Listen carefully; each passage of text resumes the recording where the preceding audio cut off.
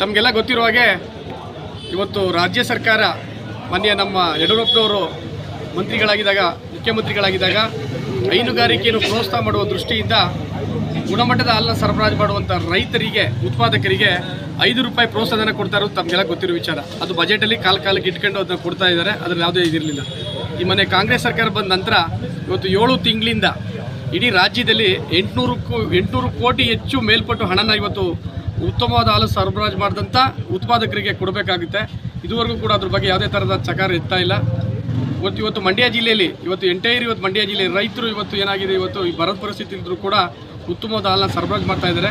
ಇವತ್ತು ಮಂಡ್ಯ ಜಿಲ್ಲೆ ಇಡೀ ಇತಿಹಾಸದಲ್ಲಿ ಇರಿದಷ್ಟು ಹಾಲನ್ನ ಇವತ್ತು 11 ಲಕ್ಷ ಲೀಟ್ರ್ ಮೇಲ್ಪಟ್ಟ ಹಾಲನ್ನ ಇವತ್ತು ಶೇಖರಣೆ ಆಗ್ತಾ ಇದೆ. ಇಂಥ ಶೇಖರಣೆ ಮಾಡುವಂಥ ರೈತರಿಗೆ ಪ್ರೋತ್ಸಾಹಧನವನ್ನು ಕೊಡಬೇಕಿತ್ತು. ಇವತ್ತು ಮಂಡ್ಯ ಜಿಲ್ಲೆಗೂ ಕೂಡ ₹67 ಕೋಟಿ ಪ್ರೋತ್ಸಾಹಧನವನ್ನು ಕೊಡಬೇಕಾಗಿದ್ದು ಸರ್ಕಾರದ ಒಂದು ಕರ್ತವ್ಯ. ಇವತ್ತು ಸರ್ಕಾರ ಕೊಡ್ತಾ ಇಲ್ಲ. ಇವತ್ತು ಸರ್ಕಾರದ ಒಂದು ದುರಾಡಳಿತ ನೀತಿಯಿಂದ ಇವತ್ತು ನಮ್ಮ ರೈತರು ಇವತ್ತು ಬೀದಿಗೆ ಬಂದಿದ್ದಾರೆ. ಇವತ್ತು ಎಷ್ಟೇ ಕಷ್ಟ ಇದ್ದರೂ ಕೂಡ ಇವತ್ತು ಹೈನುಗಾರಿಕೆಯನ್ನು ನಂಬಿದ್ದಾರೆ. ಬಟ್ ನಾವು ಸರ್ಕಾರನ ಒತ್ತಾಯ ಮಾಡ್ತೀವಿ, ದಯವಿಟ್ಟು ಹೈನುಗಾರಿಕೆನ ಏನು ನಂಬಿದ್ದಾರೆ ಅವ್ರಿಗೆ ಹೊಡಿಬೇಡಿ, ಹೊಟ್ಟೆ ಮೇಲೆ ಕಲ್ಲು ಹೊಡಿಬೇಡಿ.